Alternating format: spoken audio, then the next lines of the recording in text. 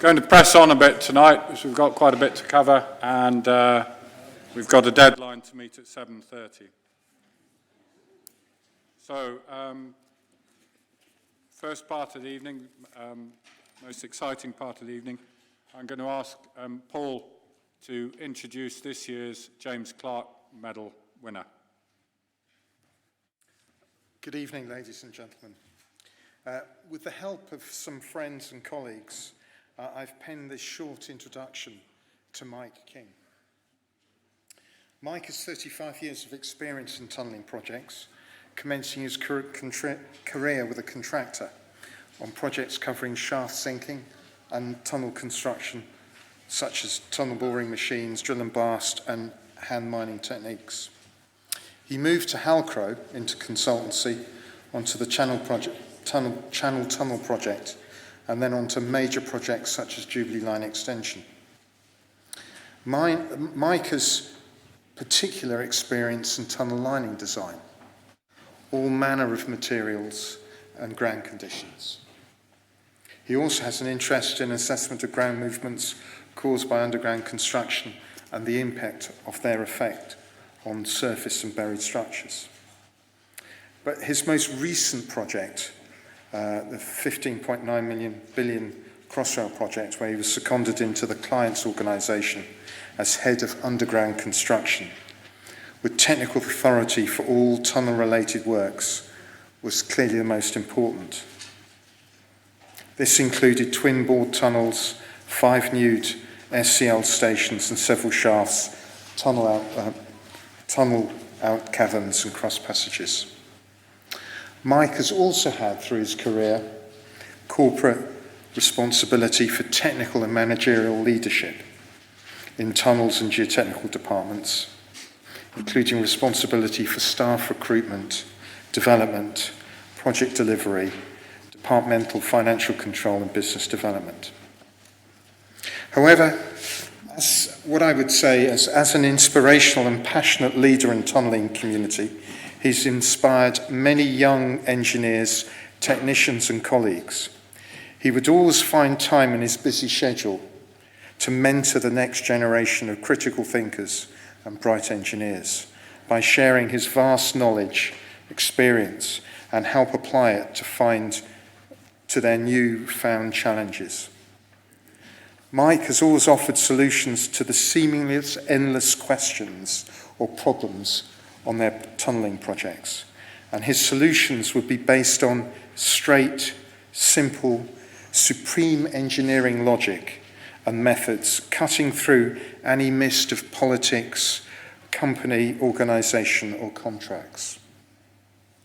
I am told, once you look past that first early morning appearance of the man in motorbiking gear and listen past the first grumpy morning greetings, you are dealing with a true tunnelling treasure, I'm told. During his time at Crossrail, Mike was quietly efficient and, when necessary in front of the camera, a media-savvy tunnelling engineer. If you had a design or construction problem you were concerned about, then a discussion with Mike would help, and you knew that if he was then worried about it, you needed something that needed solving. In fact, Crossrail colleagues, I am told, coined an acronym, WDMT. What does Mike think? But even better, listening to his suggestions to resolve such problems was always rewarding and good stress relief. Mike's technical experience and track record of working on some of the most challenging projects around the world means he has delivered a significant contribution to the global tunnelling industry. In his new venture, MK Tunnelling Limited, started this year, he continues to offer such excellent, dependable technical advice, and I commend him to you as a worthy James Clark medalist. Thank you very much.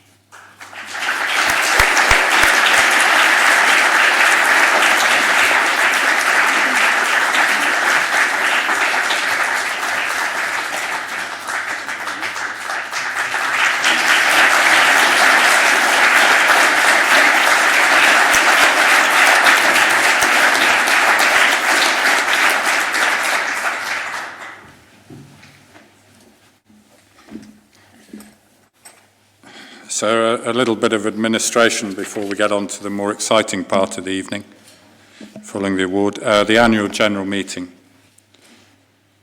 The minutes of the last AGM are presented for acceptance. May I have a proposer? Mark Leggett. And a seconder? Kate Cooksey. The annual report has been presented. May I have a proposer, please? Benoit. And a seconder. Yeah, Andy Sindel. Thank you, Andy. The accounts, may I have an acceptor? Rod Young. And a seconder. Where's the dais? Moving on to elections to the BTS committee.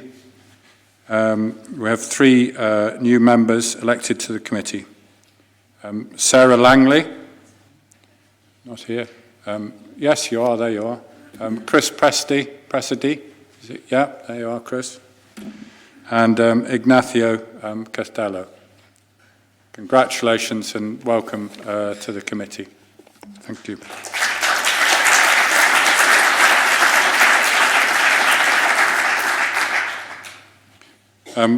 I'd also like to thank the 2 outgoing members of the committee, Charles Allen and Anita Wu, who have given so much of their own time to the BTS. Please, a resounding applause for them, please.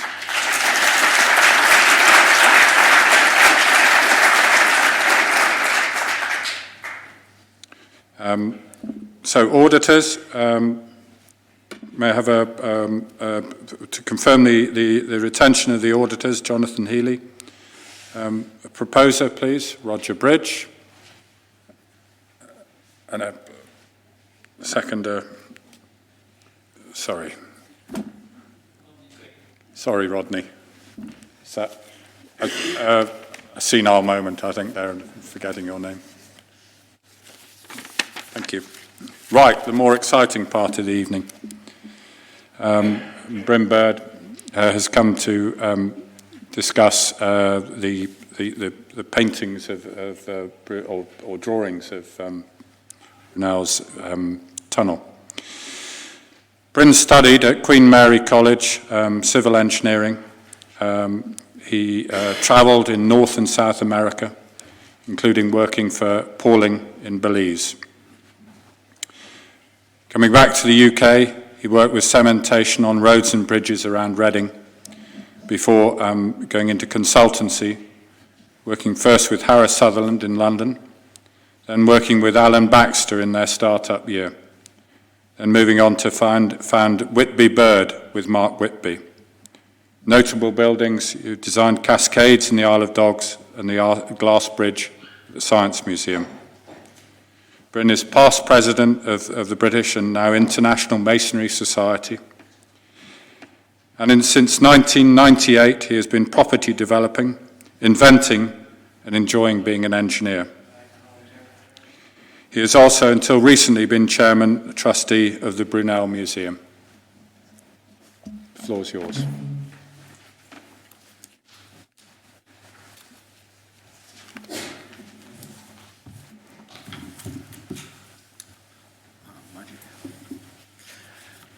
Good evening. There came available some drawings, original drawings of the Thames Tunnel. And they're not just pretty drawings, they contain a lot of information. And to me, they told the story of invention.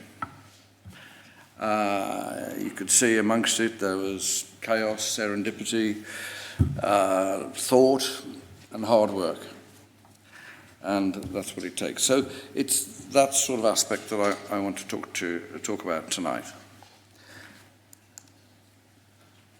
First of all, though, it was a very exciting time for us acquiring the collection. It was put up for auction at Bonhams by the Hearst section of the Brunel family. And Brunel trustee Jane Stancliffe and her husband spotted this fact, and we just had to have them. Julia Alton valued them for us and did a brilliant job, pitched it just right. Then Jane assembled the funding from the National Heritage Memorial Fund, the Art Fund, the V&A Purchase Grant, and Friends of the National Libraries. Her husband John bid for them for us over the phone while I bit my fingers in the corner of his office, but we got them. And since then they've been cleaned, conserved and digitised with the help from the National Manuscripts Conservation Trust and the trustees of Trinity Buoy Wharf. Just like to clarify, for probably everybody knows the Brunel story roughly, but there are three Brunels. The first, which is what tonight's mostly about, Marc Isambard Brunel, later to become Sir Marc Isambard Brunel, but he was known as Isambard until the start of the Thames Tunnel, when his son, IK, the famous one, said, "Dad, we can't both be called Isambard." And so he became Marc, which was his first name anyway. And then Isambard had a son, Henry Marc, who was engineering partner with Sir John Wolfe Barry and designed the structure of Tower Bridge.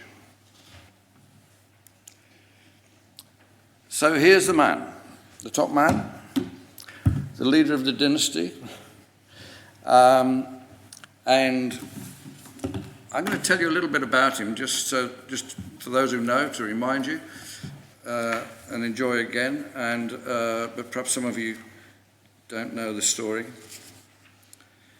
He was born on the 5th of April 1769, which was 250 years ago plus weeks. And he was born on the family farm at Acqueville, near Rouen, about halfway between Paris and Le Havre. The farm was rented from aristocracy and had been so for 4 generations. The English would have called them farmers.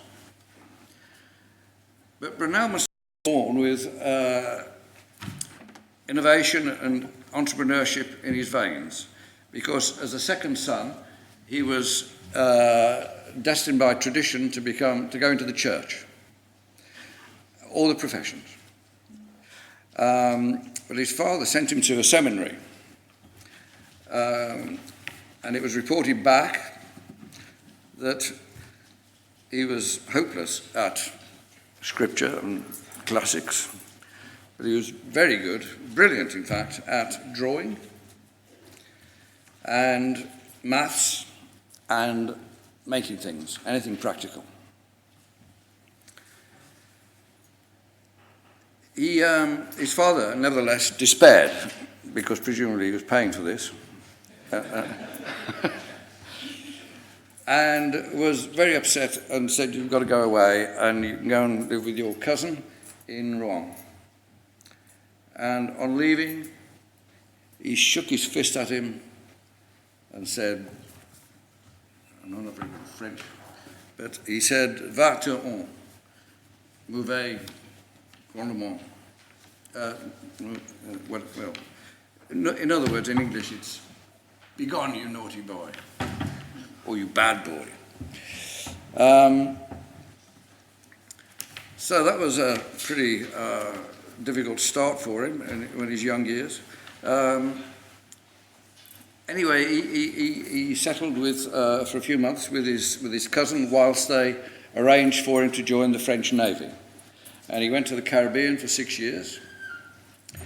And whilst in the Caribbean, in Guadeloupe, which is a French island, he did actually invent a bean husking machine. But we don't know very much about that. He arrived back in 1792 at the 3rd year of the French Revolution. So things had changed rather. And he found, living with his cousin also, was a young English girl called Sophia Kingdom, who was over to learn English. Why anybody would send an innocent young English girl to France with a revolution going on, God knows, but there you go. They got on very well for a few months, not very long, until one day he went to Paris with the husband of his cousin, and he made an unfortunate remark about the imminent demise of Robespierre, and was basically chased out of the place and had a narrow escape, and he had to keep running. He went back to Rouen, but he really had to get out of the country.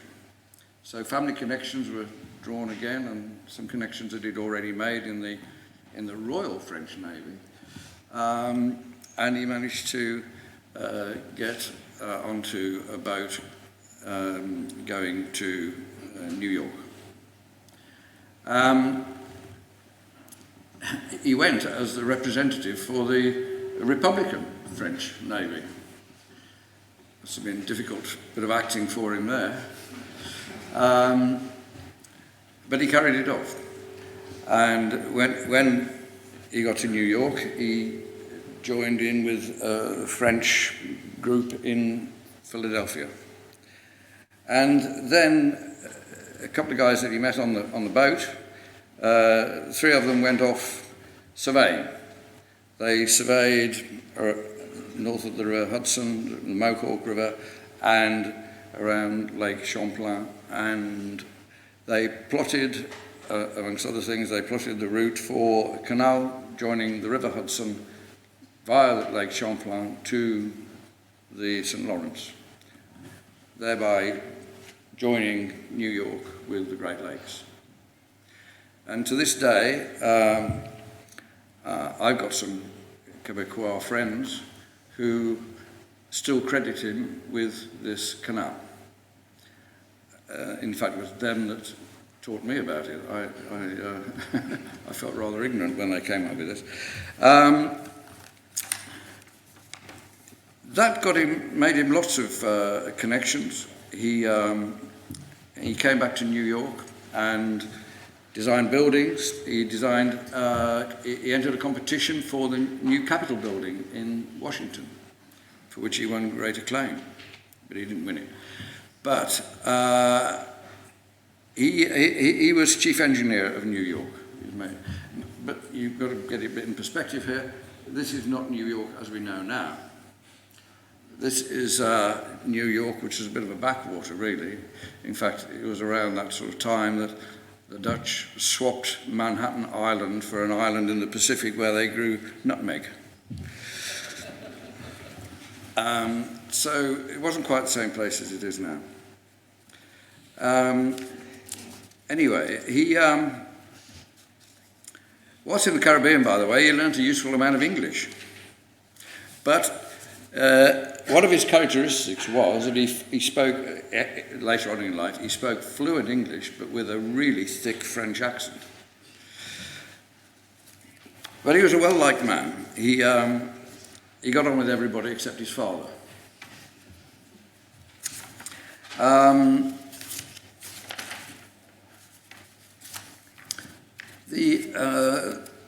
What happened then was that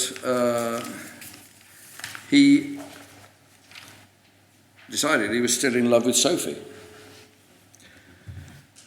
So when another friend, another French émigré, de la Biguerre, introduced him to General Hamilton, and de la Biguerre told him of the trouble that the English were having making ships' blocks. So he saw this as an opportunity, and he decided, putting his two loves together, to come to England, with an introduction from General Hamilton to Lord Spencer, of the Spencer family, famous for Diane, of course, in our days. And so he came back to England. Well, he didn't come back to England, he came to England. And he met up with Sophie, but immediately started taking out patents. His first one was a polygraph, as he called it. In other words, a duplicated machine. As you wrote on one piece of paper, it also wrote on another piece of paper. So you got two letters of the same. And then he got into the block-making machinery.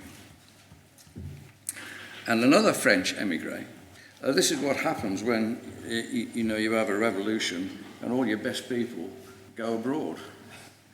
And in this case, this country. So there's another French emigre called de Baskencourt, and he introduced him to Maudsley. And Maudsley made this machinery for him to make the ship's blocks. And he moved to Portsea to start making these ship's blocks, and it was very successful. It could be said that he was the inventor of mass production. 30 operatives produced as many blocks as 150 skilled craftsmen and more.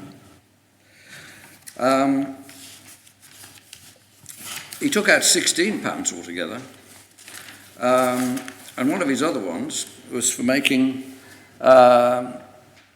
army boots or shoes for Wellington's army in France. That was a very successful too, except that one of his biggest batches, where all his profit was in the last batch, and that was when the war was won, and the soldiers were all demobbed, and the government declined to pay him for them. So he went bankrupt, and he was put into debtor's prison, King's Bench prison, and but he was lucky because in the process, as usual, he made friends, and one of his friends that he made was the Duke of Wellington, who was able to use his influence to make the government bail him out of prison. So, in the meantime, though, a couple of other things had happened. In Portsea, in 1806, he had his son, Isambard Kingdom Brunel. And in 1808, Richard Trevithick had nearly succeeded in digging a drift tunnel underneath the Thames from Lavender Pond in Rotherhithe across to Limehouse. It failed, however. It got 1,000 of 1,200 feet across the Thames when there was a flood, and the flood chased them out of the tunnel. They all made it, which was now a drift tunnel is it's usually 2'6" wide at the bottom, and a bit less than that at the top, and about 5 feet high. Now Richard Trevithick was well over 6 foot, and big guy with him. Anyway, they escaped, but the water was up to Richard Trevithick's neck before he actually got out. And there was a post-mortem and a report which declared that tunnelling under the Thames was impossible. Well, if ever an inventor needs a challenge, that's the right word to give him. He also was working by this time on big sawmills at Chatham. He'd done a tunnel through Chalk, and he'd observed the shipworm Teredo navalis, which is sort of about as big as your middle finger. And it leaves behind a sort of hard crust lining to his burrow. And this, together with working on a bridge over the river Neva in St. Petersburg for the Tsar of Russia, brought all his experience of making the canals in America and all his other experiences, and he devised an idea. And in 1817, he worked on this quite assiduously, and on January the 20th, 2018 was a big year for him, he patented it. This is the first drawing of his patent in 2000. This is not one of the collection, by the way. This was photocopied direct from the original drawing at the British Museum for me, which they did free of charge. Now, there's some interesting features of this. You note that there's these hydraulic rams. I should have said that in working with Maudsley, Maudsley was apprenticed to Bramah, who I noticed is up on the frieze there. But Bramah didn't pay him well enough when he'd finished his apprentice, so he went off and started his own company. Bramah invented the hydraulic press, as it was known then. I think we'd call it a hydraulic ram now. He also invented the WC, as a matter of interest. So Brunel, and I should also add that Whitworth worked for Maudsley. And Whitworth, of course, invented the screw thread and gave his name to it, so he got lots of skills that he could draw upon to bring about his idea. So here it is. That's a cross section, and you notice these are the hydraulic rams. There's two frames. There's the frame that you push against, and then there's these cells which have rollers in between them. You must have thought the pressure is obviously more from the vertical than sideways. And he put rollers there. Well, I won't go into all of it. There'll be more of that later. And then this is his second one, which I think is much more intriguing. He realised that there's perhaps some difficulty in getting the last segment in, and therefore he created a helical pattern so that you can always get it in other words. And there are two parts to it. There's a central part. It looks like an auger, but it isn't actually an auger. It doesn't go round. What happened is that you dig on the side face and gradually work your way around. The same as the main part.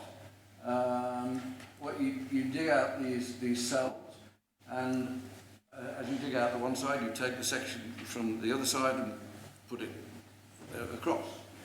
And you gradually go around, and that's how long, then you turn around and dig it the other way. Anyway, it really is very ingenious. But there's one big flaw with it, and that is the tunnel's essentially dug with just two people, which is not going to make very fast progress. So anyway, this is the thinking part. You can see him thinking here, and we're now on to the collection. This is one of the actual drawings that we have at the museum. Whoops, wrong button. So you see he writes half in French and half in English, you might note. So this is the thickness at the crown, and this is the thickness at the sides. Now, whether that has engineering significance, I don't know. But I think he was really thinking that a horseshoe shape would be much more practical for getting things down. He also noted here that he reckoned it wouldn't be more than 200 tons of cast iron per 100 feet. Sounds quite a lot to me. But there you go. This, just so you can see some of his drawing. It's very, note the quite sort of free shading that he does. That's one of his characteristics. He realised there was a drain, that's a drain that goes down the slope, and this underneath, a drain that comes back to the end. And then more thinking, that was, that previous one was dated the 10th of April, so was this. And he wanted to illustrate that 2 tunnels of 17-foot diameter would be preferable to one of 24 feet diameter. Now, if you square those up, you find that they're within a whisker, they're the same, they come to the same cross-sectional area. But with 2 tunnels, you waste less of the top space. And he obviously had a bit of wit and knew it, because he's depicting a beggar here with his leg blown off, because this is, of course, only a couple of years after the end of the Napoleonic Wars. So there are quite a few people like this around. So his ideas are developing. This is a blow-up of that, which you can see he's called it a driftway, and adds galerie, of course, in French. So, then at the same time, roughly, he gets his chief draftsman, Pinchback, Joseph Pinchback, to draw it up proper and make a presentation drawing of it. Because clearly, he's got to sell this thing. If he's going to get it made, he's got to sell it to shareholders. And so here we have it nicely drawn up by Joseph Pinchback. You can see all the same features. There's the rollers in between, the hydraulic rams. This is a horizontal section through the middle here, and that's a vertical section through there. And then he draws up a whole tunnel. And this is the first part. I couldn't get it all in one photograph because it's very long, it's about this long. So this is the first part, and that's the second middle part. You notice that he says it's Dun Tunnel.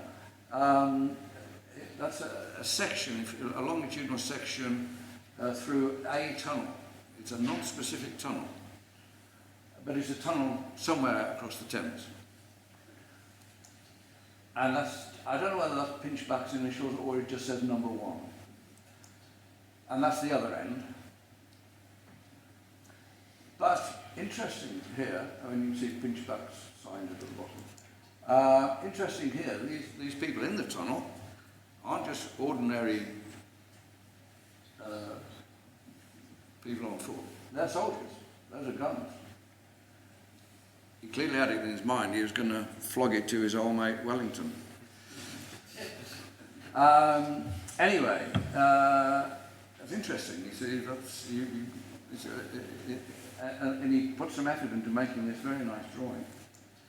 And there's Pinchback signing into the bottom. 1818 again. It was a busy year. And then he goes into the detail. The shaft, this is still not specific. But if you've got to have, these rams pushing against something, you've got to build something for them to push against. So I think what he's illustrating here is that first of all, you have to build a bit of the tunnel by hand in order to push against. And then we can look at that in blown-up detail. It's amazing how, I mean, these drawings aren't huge. I mean, that is only about this high, the actual drawing. And you can blow it up and the detail just comes up wonderfully. You can see the hydraulic rams, and I don't know who these characters are, but you also note that in the early drawing, he put the hydraulic rams in the centre of pressure, of face pressure. But I think he then must have realised, of course, that when he's pushing the things forward, he doesn't have any face pressure because he's transferred the push to the adjacent frames that aren't being moved. And he's got a lot of skin friction, of course, on the shield. So he's put the rams close to where the skin friction is, and I think that's why. And then here you can see there's further down. He's further developed it, so that's why I think it was starting up. And then he's got an ingenious device here for loading up the lining segment. This guy here is winding a worm gear that drives this crown wheel, and that drives a shaft through here which positions this round here. One thing that looks a bit worrying to me though is these must be in compression, it seems to me. They don't look like compression rounds to me. But again, look how well that blows up. That's really quite small in the actual drawing.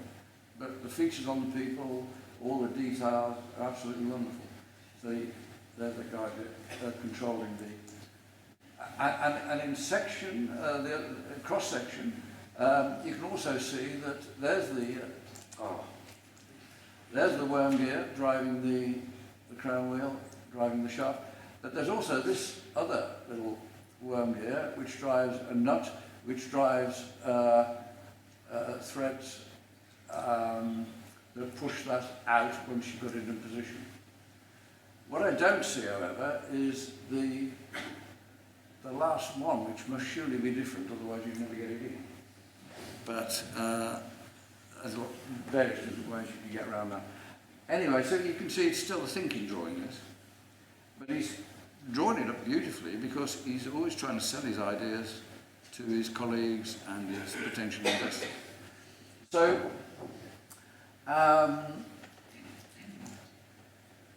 here's more different cross sections. There again, that shows the rams around the outside, and it's just a different position, and it shows the cells. On this one, notice that the polling boards are horizontal.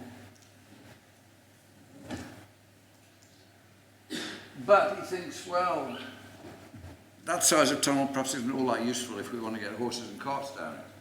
So he thinks, okay, we need two tunnels, bigger than those round ones, and of course a service tunnel in the middle. Well, that's been done elsewhere too. And of course the drain. You've got to drain these things, keep them fairly dry. And the ideas are shaping up here. That's the same thing, but showing the cells and the iron frames and all these guys working with them. Now, of course, he's got loads of people. I think I haven't counted these up, but not just the two people, so you can make faster progress with a much bigger tunnel there. Here's that blown up again. You can see how beautifully they blow up. You can see these the hydraulic rams again, there and there. So he clearly intended to push these through at 2 levels. And here the polling boards are vertical. So there's plenty of thinking going on here. He's constantly trying out different ideas. And then he rationalises that, takes all the complication out of it, and just makes it a nice big rectangle. 12 cells across, 3 high. But they're connected as one vertically. So stood up the rams there and there. And there is the tunnel that they've built and they're pushing against. And this is now pretty much like what was built. So we're getting there now. Here's a typical vertical frame joining 3 cells. interesting features of this, which is that they realise that cast iron is not good in tension. So here you see there are wrought iron tension straps on the tension side, connected with a bolt through there. This was drawn by Beamish. It was one of his most important lieutenants. And as a close-up, and you can see isometric projection. I'm not sure it's absolutely true isometric projection, but this is another thing. Isometric projection had only just been invented in France, perhaps a decade before this. And so he was using every up-to-the-minute technique and piece of kit that he could possibly get his hands on to bring into this, to show everybody that he was right up there with the rest of them.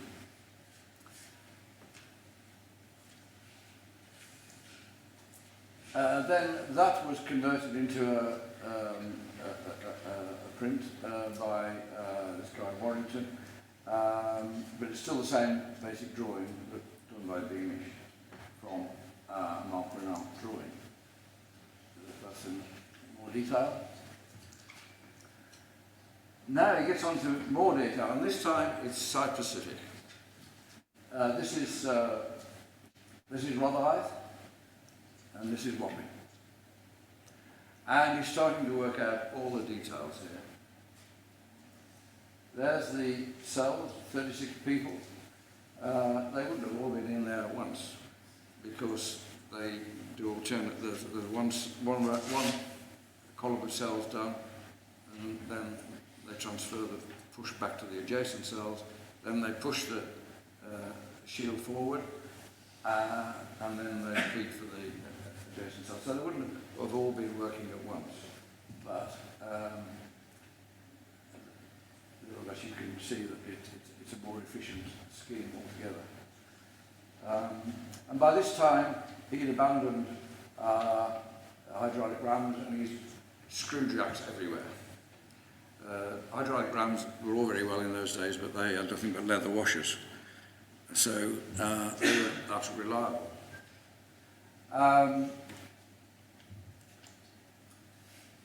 This was drawn by William Westall. ARA, I presume, means Associate of the Royal Academy. So with these illustrations, he didn't go to just any old bod, you know. He got some good people to draw them up and present them for him, because he realised how important presentation is. And look at this detail. This is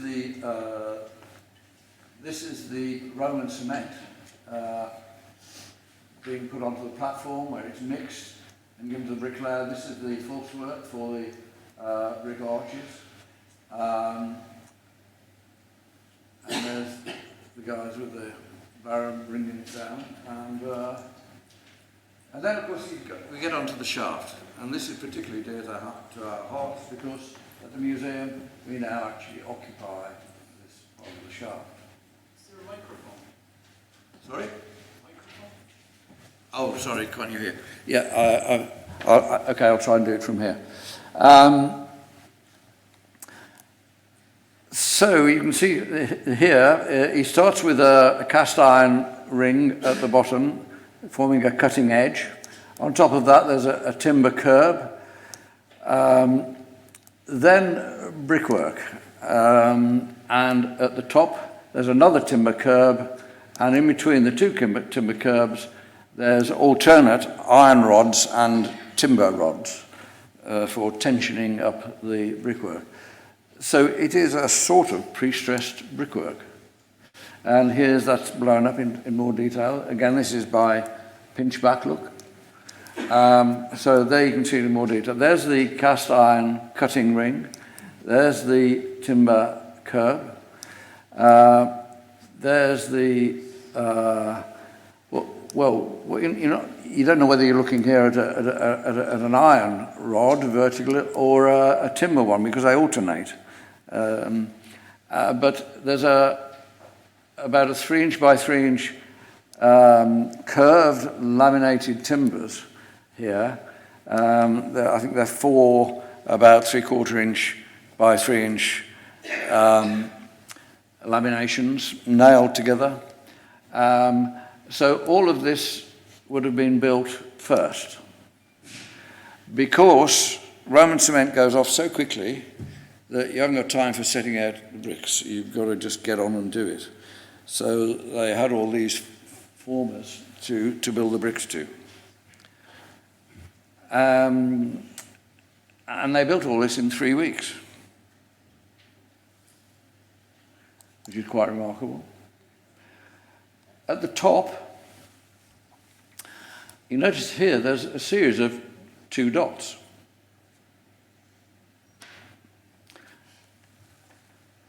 And I was puzzling about these for some time, and then we actually made a hole through about here in order to get into this shaft, and we exposed a chain. And of course, then the penny dropped, and I suddenly realized, of course, when you cut a chain, you get 2 dots. The chain that we found was absolutely rod tight. It had got an incredible tension in it. And when I was looking at this and puzzling over it, a friend Tim here, who was a guitarist, happened to have his tuning device with him. So he tested the note, which was B flat naught, which is in other words, it's the last black key at the bottom of a piano. Some pianos are slightly different, but nearly all pianos, that's the bottom note on the piano. From which I worked out that it was either 2.5 tons tension or 7 tons tension, because there was a quadratic in it somewhere, and so you got 2 answers. But anyway, it was, as far as I was concerned, it was rod tight. And we were wondering why this was. Sorry, I'm going off at a bit of a tangent here. But it's interesting because it took quite a while for us to realise why this had happened. And then when we did a survey of this of the shaft at the top, we found that it was no longer circular. It had been ovalized slightly. The difference between the major and minor axes was about 8 inches. And of course we'd made a door on the sharp end, if you like. And of course what had happened was that in digging the tunnel, the pressure had been relieved in the direction of the tunnel, but it had been maintained on the sides, and so the tunnel, the shaft had been stretched by the excavation of the tunnel in the direction of the tunnel, and it's problem solved.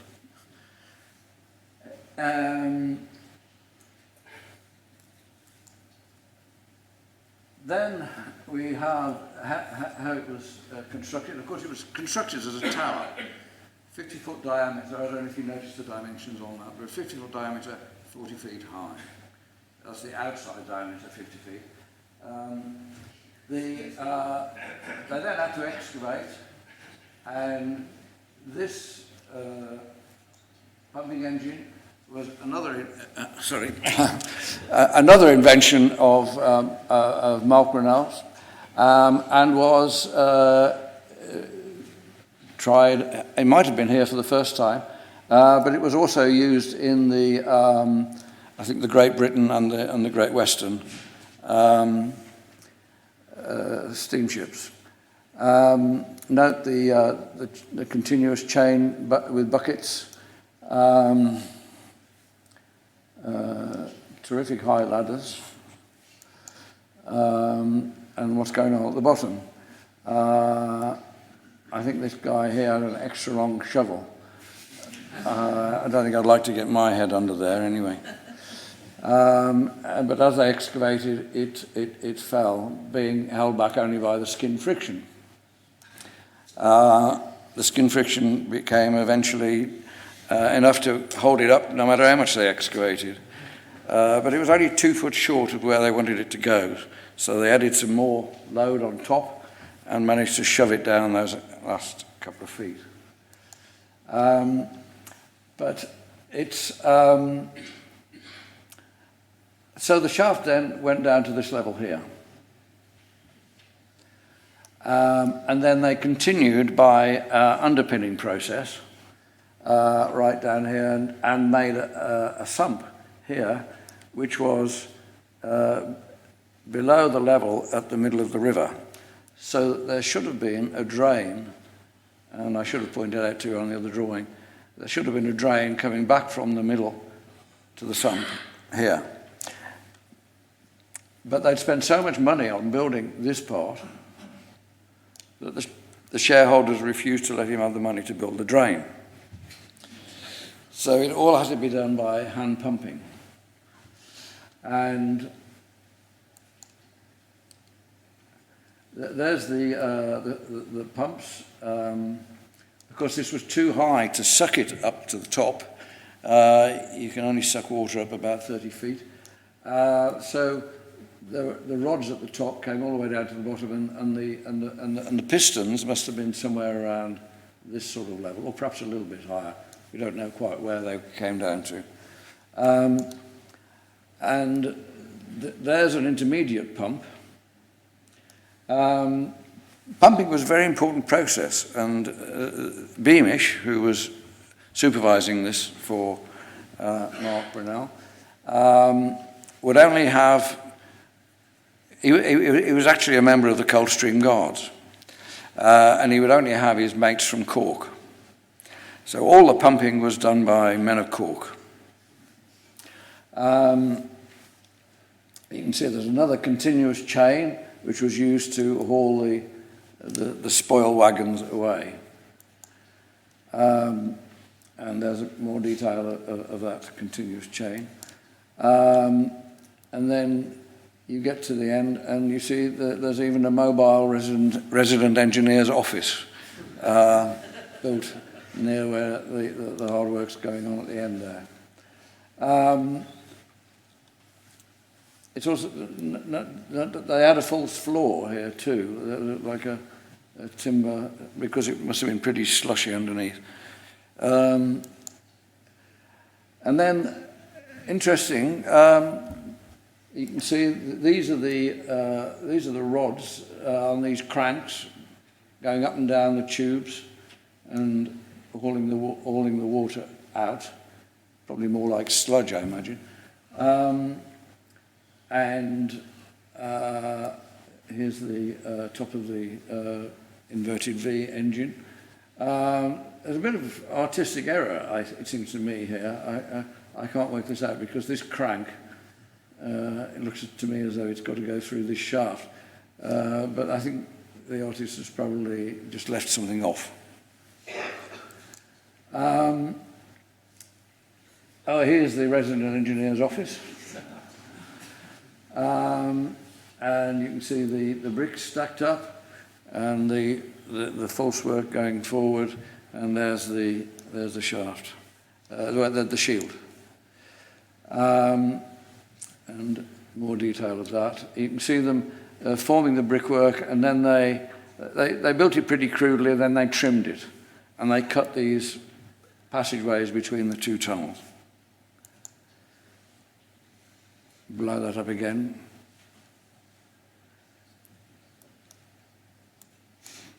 And then disaster. The water got in. He was taking quite a chance. You can see how little earth there was over the top of the tunnel. And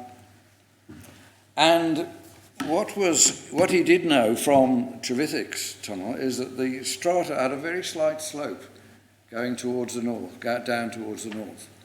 And what happened with Trevithick was that when he started going up, he cut through a layer of mudstone. And once he got through that layer of mudstone, disaster. They just couldn't deal with it. So the same thing happened here. Surprise, surprise. You do the same thing, you get the same answer.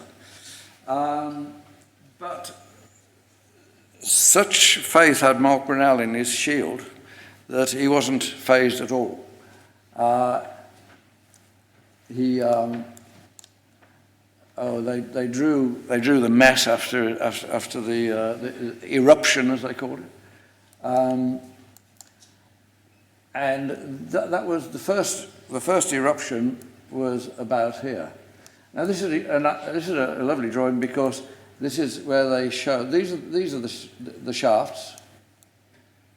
That's Rotherhithe, and this is Wapping. And they also had these much larger diameter shafts for getting the horses down because they needed a shallower slope. Then there was another eruption and another eruption, and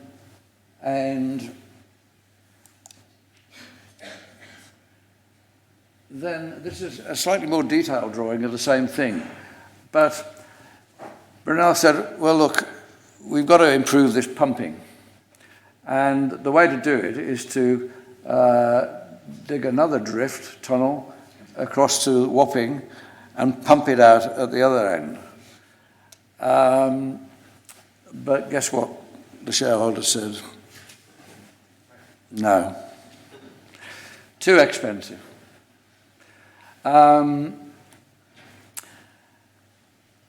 But the other interesting thing was that same in coming back to this, this is not what they built at Wapping. They actually got to within 70 feet of the shore and said, well, no, we won't build it there. We'll save ourselves 70 feet and we'll build it here. This is so that if you go down to Wapping Station, you'll find that the shaft is actually on the south side of the street, not on the north, as shown here. And they investigated the eruption by diving bell. Now it was quite interesting because it was January, and what it doesn't show, and by the way, this drawing is by I.K. Brunel, who his father, Marc, was getting a bit frail by this time, and he said himself, this is not a good place for a 57-year-old. But he did go down in it. Anyway, from an engineering point of view, there's several interesting things in this. First of all, did they do this at high tide, low tide, or between tides? Between tides, it would have been a very interesting problem because, you see, either this guy is underwater here, which I doubt, or they've got to pump air down to it, which they did, and I don't know if you can see it, but there's a line sort of been rubbed out. Now, why they rubbed it out, I really don't know. It seems to be an essential part of the works. But perhaps they thought showing how it's done was giving away a bit of the magic. I'm not sure. However, you just think about this, about the tides going up and down. If you did it at high tide and the tide was going down, and this thing formed a seal with the clay, then you'd get a tremendous pressure on here, which you would shove it into the clay, and there's no way you'd ever pull it out. On the other hand, if you did it as on the no, I've got it the wrong way around. If you did it on the rising tide, that would happen. If you did it on the falling tide, the water would be high in the shaft at Rotherhithe, and it would try to flow up, and it would try to blow the thing out of the mud. So there's quite a bit going on here that the simple drawing doesn't actually reveal, but just thinking about it logically, there was several problems that they must have been overcoming here. Not least of all, was that this was one of the years that the Thames froze over. So such a lot of people on here, I think partly to keep each other warm, partly to keep the Thames unfrozen around the barge, and partly to pump air and constantly adjust the anchor chains. So this is a very interesting drawing, and it was drawn by IK, and he certainly went down in the diving bell. Here's some of the details. You can perhaps see slightly better there where the airline, I think it's the airline, has been rubbed out. Intriguing as to why. And there's more detail of what's going on at the bottom there. Of course, eventually what they did was they put bags of clay, and these clay bags were laced with willow sticks, and then later on they'd use iron sticks, or iron rods, and when they got enough water out, they could actually go down there in a boat and investigate. And there's somebody there getting his hair wet. It was pretty horrible, because at the time the Thames was just raw sewage, basically. So, and it was about this time that Beamish got ill. Loads of guys got ill from working down there.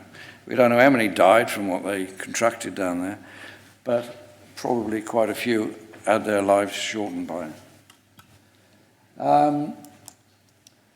There's a section the other way. You can see the piles of sandbags, and then they later eruptions, the sandbags got brought in. Nowadays, we try and achieve with tunnelling the fact that the amount of stuff you take away is the same volume as that you're actually excavating. I think in this tunnel, could easily been getting up towards 10 times the amount of stuff was carted away than was actually the size of the tunnel, because so much just kept coming in. The reason I mentioned pumping and how you had to have reliable pumpers was that a typical day would be letting in water at the rate of 200 gallons a minute. 200 gallons is roughly a cubic metre. A cubic metre, and that's hand pumped. Wow. And when they got up to 500 gallons a minute, they just abandoned ship and ran. They didn't always get out cleanly. IK Brunel himself was washed up in one of these, more dead than alive, and whisked away. And at that point, he was so poorly, he was sent to Bristol to convalesce. And then we lost IK, and he did everything else then from Bristol until he came back to build the Great Eastern. Anyway, let's move on a bit.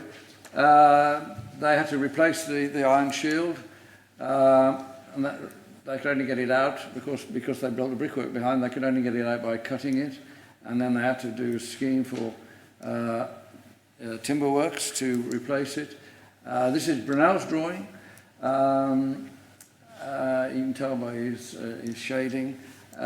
He got Beamish to draw it up, make it all beautiful for showing the shareholders. And what does that say? Oh, scale 1 inch to 1 foot. Blowing that up again, you can see Beamish's signature there. They are quite beautiful to handle and look at. This is actually done by Pinchback, but it's signed here by Benjamin Hawes, Esquire, MP, Member of Parliament. I don't know quite what that's about, but he was a friend of the family anyway. And you can probably read better than me what that says. But there you see all the clay bags piled in, and that's blown up a bit more. And you can see the strata. And we're getting towards the end now. This is a certificate from the Institution of Civil Engineers, and it's quite interesting because it's established 1818, incorporated 1828, and this was issued in 1838, which was still 5 years before the tunnel was finished. It was a Telford Medal, given to Marc Brunel, and what else is interesting here? Anyway, he was clearly held in very high regard by his contemporaries. Some of the other things. Now, this is a silk lady's head square or kerchief. And look how beautifully it's printed. You've got this is Rotherhithe, you can see, because of the sump. And this is Wapping without the sump. And look at the numbers of ships. This is the whole reason for the tunnel. And probably why he was trying to sell it as a military route, because it was said that it took as long to get a battalion of soldiers from Wapping to Rotherhithe as it did across the English Channel. Because they all had to go over London Bridge. And this is the blow-up of the picture in the middle. And very interesting here. Don't be afraid, darling, I'll put my arm around you. It's a lovely item, this. But he also built a model. It was said that he built it to explain to his family how the tunneling shield worked. This is about so big.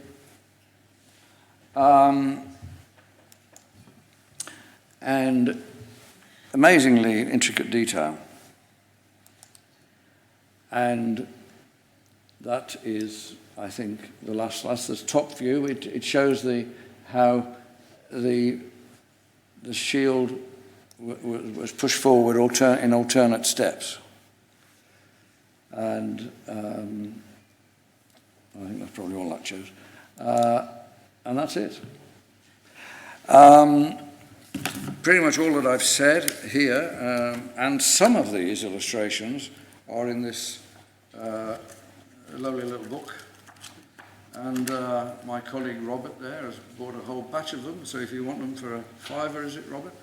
£5, yes. I'm sure he'd be delighted to sell you one. And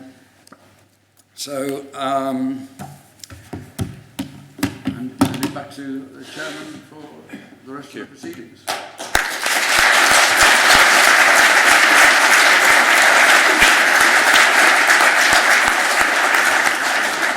Want to come and join us, Bryn? I think I hadn't realised the importance of these drawings, but I know, fantastic talk. They're said to be the most important set of original drawings that there are. So we're going to have a few questions, but before we do that, Martin Knights would. Where are you, Martin? Have we got a microphone for Martin, please?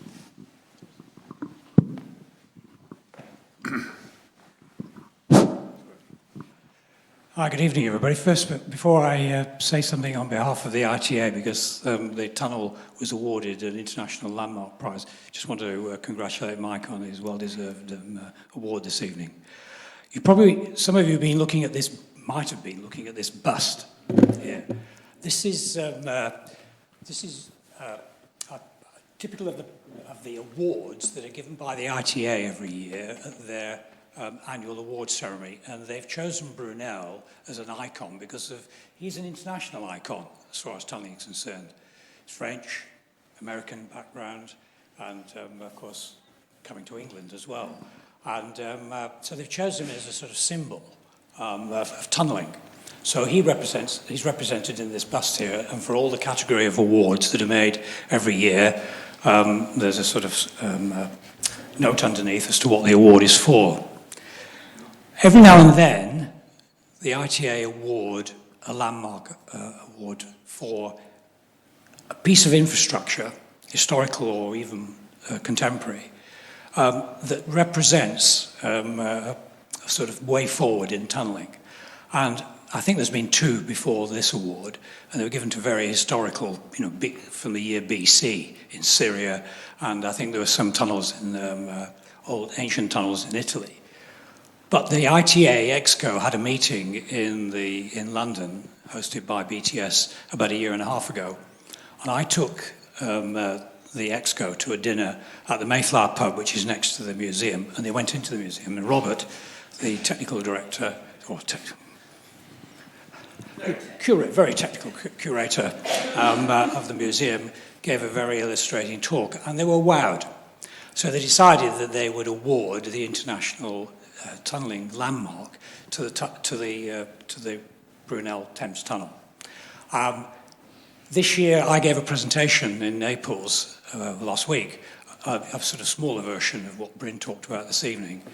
And Martin Herrenknecht had spoken before me. And after I finished my presentation, he said to me, "I owe this guy a lot of money." Anyway, after I gave the talk by Tarcisio Celestino, who was the president of the ITA at that time, didn't give me the bust because I didn't want to carry that back on the BA hold. So he gave me the certificate. This was given to us about a year ago by the ITA, but this certificate says here, International Tunnelling Underground Space Association declares that the Thames Tunnel in London as an international landmark. And it is a very special place, represented in the stories told at the museum. And if any of you have not been there, it's a jolly good day out. It's actually an iconic part of London where the Mayflower sailed from the pub next door to the Shaft in Rotherhithe.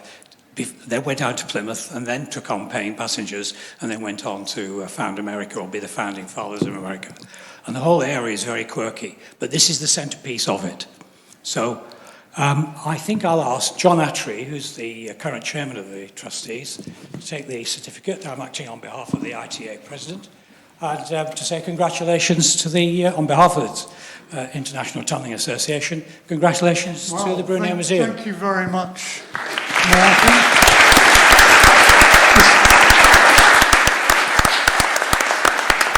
This is completely unscripted, unexpected, but absolutely delightful. Thank you. I've only recently taken over as chairman at the Brunel Museum. Bryn, of course, is my predecessor of many years, and as you know, you never achieve anything unless you're standing on the shoulders of giants. And Bryn, thanks for being our giant. Thank you very much.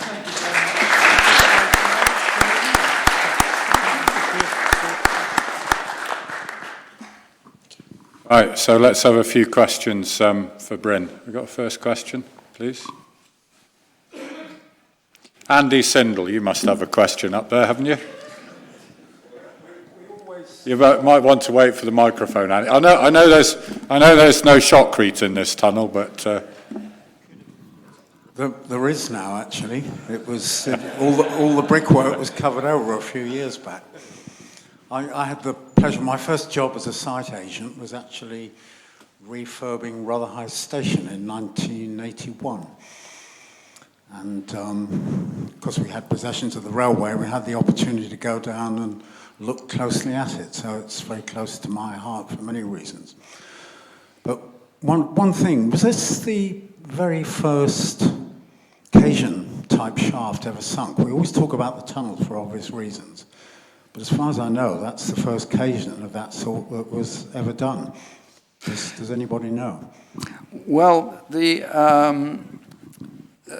it was certainly the first caisson of that type. In other words, heavy brickwork, reinforced with pre-stressing rods, tightened up with an early application of Whitworth screw threads. It's known that Trevithick, when he was digging his shaft went quite a bit deeper. And he came to some water-laden stratum, and he had to use a timber caisson, it was called, but it was tiny in comparison with this, and it was just for part of the shaft. So I think they'd been known about and done in various forms, timber usually, but this was certainly the first one of its type.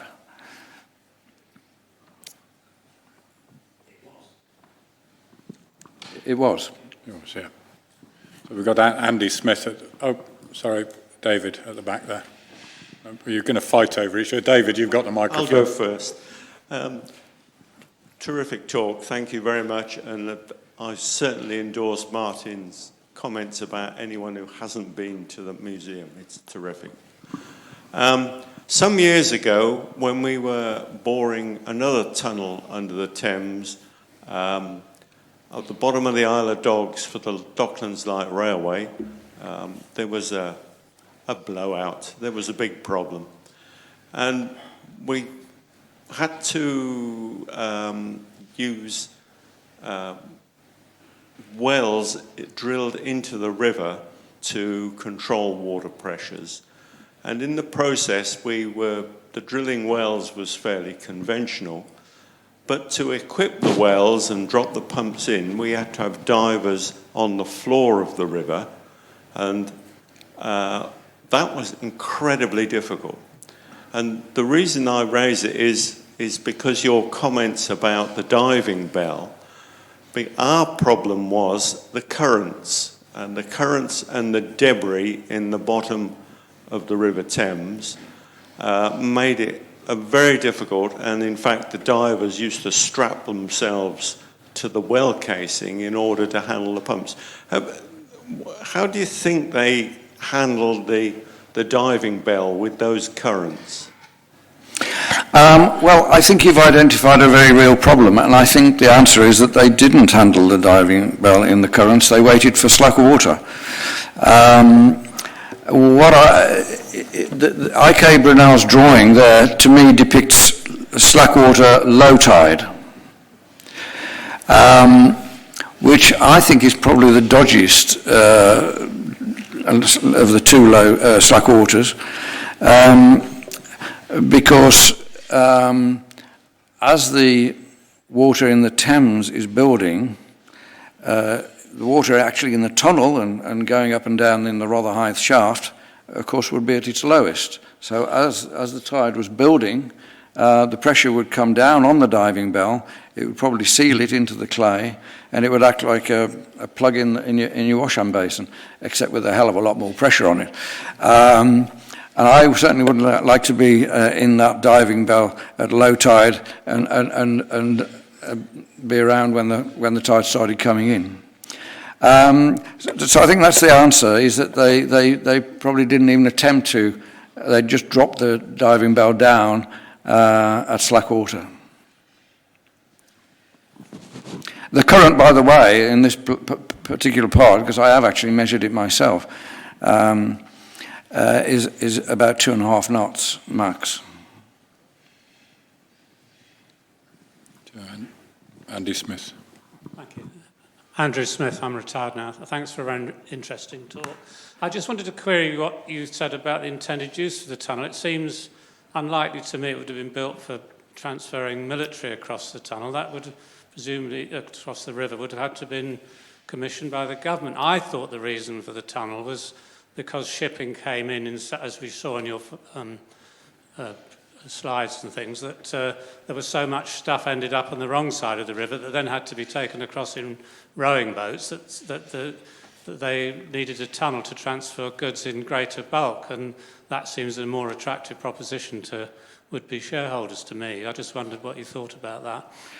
No, you're absolutely right. What you remember is when I was with the soldiers going through the tunnel, that was his generic concept. It was not site specific, and I think he was just using that and a beautiful illustration to just punt it around. And some of the people that he would have been punting it to was his old mate, the Duke of Wellington, and I think he wanted to ginger him up a bit, you know. But no, you're absolutely right. You're absolutely right. That's the purpose of the tunnel was to enable horses and carts and to carry goods and people. But they ran out of money. They didn't actually build the horse ramps, so it was not actually used for that purpose. It was just pedestrians. And of course, in the latter part, they were raised money with entertainments. It was an underground fair. It was an underground shopping parade. before it fell into ill repute. So anyway, I hope that answers your question. You're absolutely right.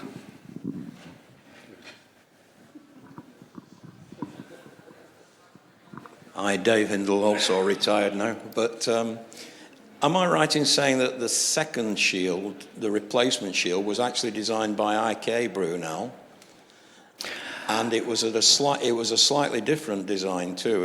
It was a different size slightly. It was a slightly different size. It wasn't very much different. No, but it was enough to leave a nasty construction joint. The shoes at the top and the bottom were slightly longer. So that instead of excavating ahead of the shoes, they were excavating within the shoes, if you see what I mean. I doubt if it was really designed by IK Brunel, because I think at that time he'd gone to Bristol. I think the story I heard was that he designed it while he was in hospital in Bristol, but I might be apocryphal, I don't know.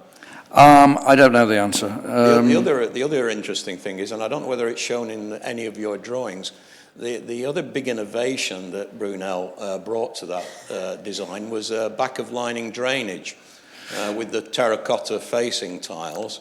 Yes. And basically the tunnel drains itself to the invert drains behind these. They're basically roofing tiles. Yes, you're absolutely right. They carve grooves on the inside of the brickwork. And then having carved grooves, they would stick roofing tiles over the grooves and render them so that the water that got through the brickwork went in the channels created by these grooves and were collected at the bottom and pumped away.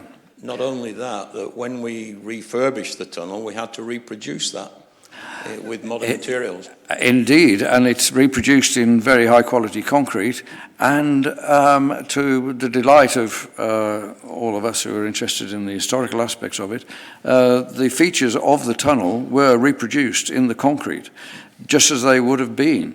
And so what we have now is something that looks very much like what the tile and render would have looked like in the first place. Yeah. A couple of things about that lining, the new lining, is that it's actually bomb-proof. It was designed to... I believe that was the purpose of it. It was in the middle of the Irish Troubles, yes, yeah. And it was realised that... just a little anecdote, if I might go off at a slight tangent, is that when that lining was going on, I lived immediately above the tunnel, and so I got to talk to quite a few of the guys there.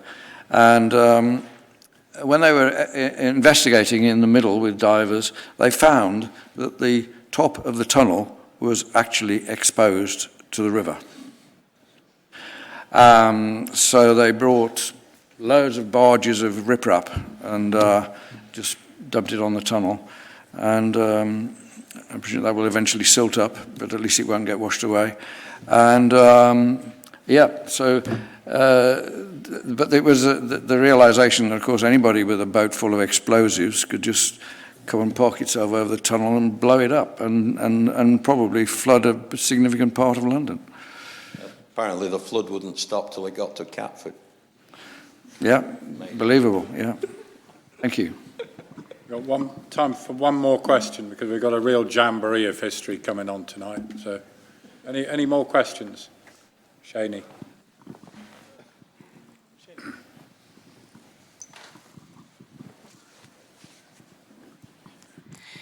Shaney Wallace from Tunnel Talk. One of the newest tunnels in London is going to be passing underneath this one as the oldest tunnel in London. Does anyone know where the distance between the two of them and the alignment that it takes underneath the Thames Tunnel? Well, I can give you some of the approximate figures just off the top of my head. Remember, the tower that they first built to form the caisson was 40 feet high. So going down to the top of the tunnel was about 40 feet. And then the tunnel itself is of the order of 20 feet. So we're now down 60 feet. The new Thames Tideway tunnel is down about 70 metres. So there's quite a gap, I think. Good. So, safe enough. Safe enough, yeah. I'm going to conclude there, and I'm going to ask David Hindle, who spent most of the question time, putting his foot in the door of the library as you've arranged to keep it open. David has arranged for the library to stay open for us tonight because there is an exhibition of the original drawings. It's the 75th anniversary of placement of the Mulberry Harbour. And David has arranged for the library to stay open so we can have a first look at it. There are the original drawings from the Mulberry Harbour and apparently the original drawing register. So please do go in and have a look at it. So you never complain you don't get enough history here. So we'll quickly, because they say they're going to close at 7:30, I'll go through the notices, but I must apologise from BTS's point of view. We're okay, right. There is no sausage and chips tonight. This is something we're discussing with the Institution of Civil Engineers.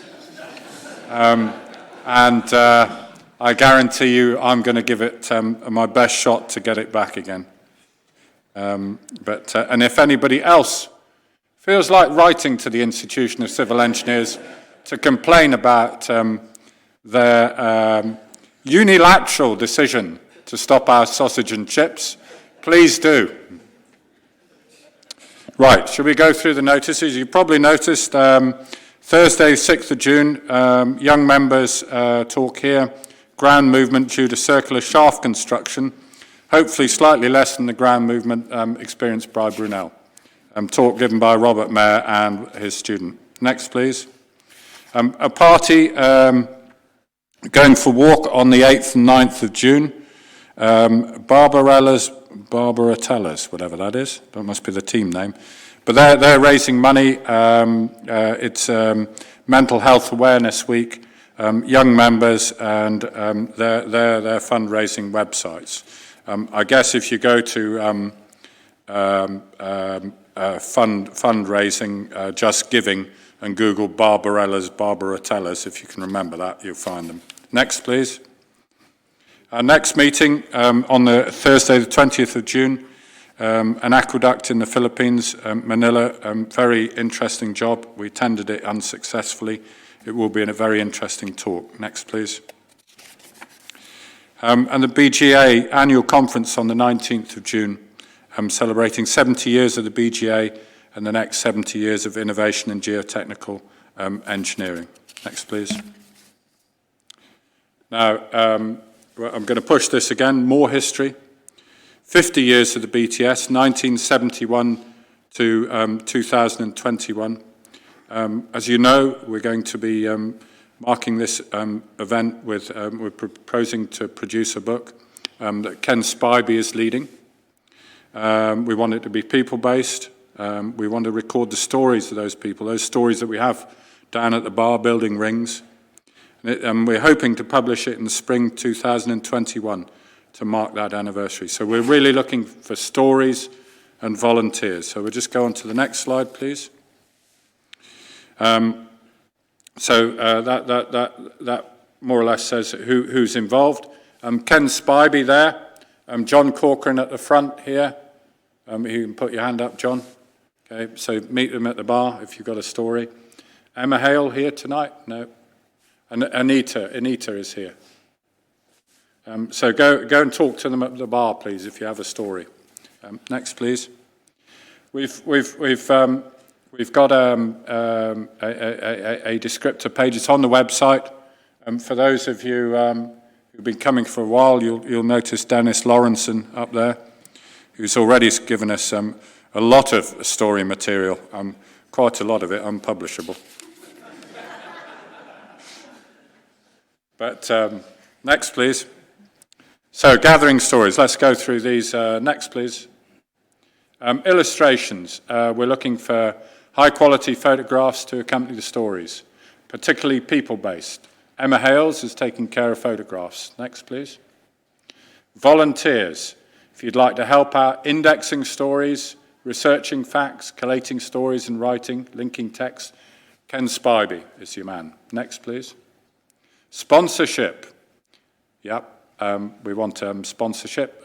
If you've got generous pockets and you're able to help with sponsorship, see Anita Wu. Next, please. Oh, and, of course, everything that I'm talking about here is on the British Tunnelling website. Next, please. And that is an illustration of what you'll find on the website. Right, we'll move on, please. Our training course is filling up fast now. We're in a better position than we were last year.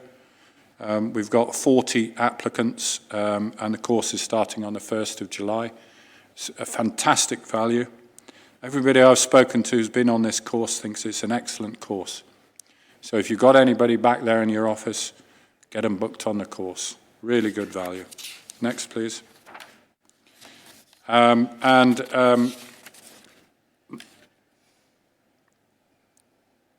Finally, our blog.